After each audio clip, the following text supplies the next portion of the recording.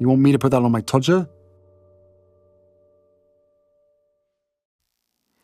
We will silence you. People speaking out has always been a problem for narcissists. As you know, narcissists require the prime aims, chief of which is the necessity of control and fuel. Control means ensuring that people do as they're told, that they know their place, that they do not speak out with concerns or criticisms. Many of those that hold positions in government, particularly those within totalitarian regimes, are narcissists, and they need to control the flow of information. You see this in relation to the provision of news. In some instances, the state controls the news. In other instances, those that hold economic power set the news agenda, enabling you to know what the news is that they want you to hear about. Of course, as a consequence of the proliferation of social media and the use of the internet, the ability for people to share alternative news has increased. This has resulted in repeated clashes between those that believe that the mainstream news is lying to you and that the truth is to be found within alternative news.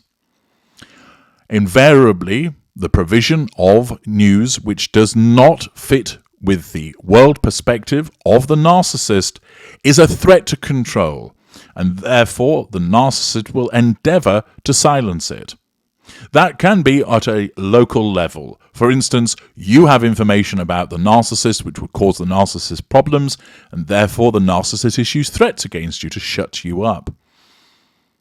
More commonly, it is seen amongst the powerful, whereby they wield their power, be it military, political, governmental, or economic, taking legal proceedings to obtain injunctions against people to keep them quiet, issuing letters from lawyers suggesting that defamation proceedings will follow if somebody doesn't retract what they've stated, attempts to clear the internet of information, and of course stamping down on lawful protest to keep people quiet and to shut them up.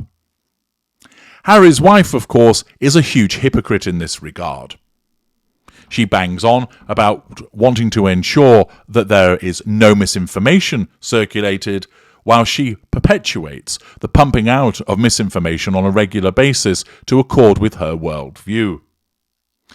Because so many people have become wise to her antics and behaviour, they regularly and properly espouse those views through mainstream media, comment section and social media.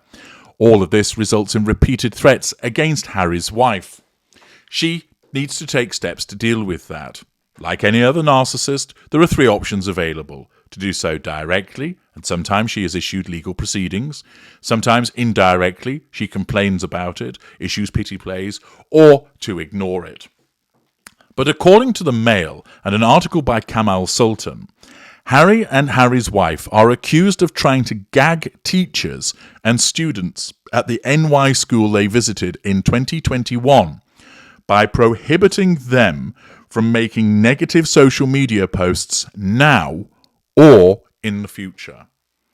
Thus, Harry's wife is addressing something that took place 2 years ago when Chairman Mao did New York and we saw the bouncing berry of Harlem, when those poor unfortunates had to suffer being read to from the bench of stench and given some boxes of crappy vegetables. Yet, this event from 2 years ago has resulted in Harry's wife seeking to nullify threats to control by gagging people. Naturally, Harry thinks the First Amendment, freedom of speech, is bonkers, and we see repeatedly the attacks upon freedom of speech by individuals who say, I am allowed to say what I want to say because it's me, but the moment you say anything that criticizes or undermines or attacks what I have to say, that makes you a bigot, a hater, transphobic, a racist, whatever it might be. That hypocritical accusation is levelled as a means to silence people and to nullify the threat to control that they pose through the exercise of their free speech. Russell Brand finds himself on the receiving end of this also, with undoubtedly a number of narcissists seeking to shut him up through the actions of exposing his behaviour. Whether that behaviour happened or whether it didn't, the fact is that they are attempting to judge him before it's entered a court of law, with activity undertaken by YouTube, for example, by demonetising him based upon allegations. Now, naturally, they are a private company, and they're allowed to do what they wish, and the fact is they don't want to be seen providing money to someone who's been accused of sexual crimes. But nevertheless, this is once again demonstrative of the repeated attacks that are taking place upon people's ability to exercise a freedom of speech, and Harry's wife, unsurprisingly, is at it again.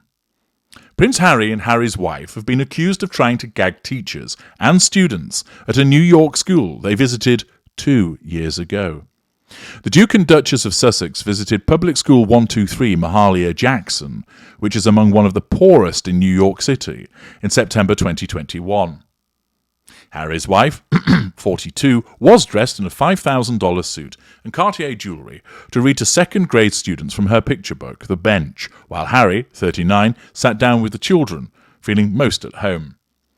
But advisors from their Archwell Foundation demanded the Harlem School sign a clause which banned anyone from making negative comments, according to The Sun. The request was also related to any posts on social media now or in the future. Sources close to the Archwell Foundation have insisted that standard practice was followed. Oh, that's okay, isn't it? I'm going to come and punch you in the mouth even though you've not done anything, because that's my standard practice on a Friday night after a gallon of ale, that I punch someone in the face, and I've gone and punched you because it was, well, standard practice for me. What utter horse shit.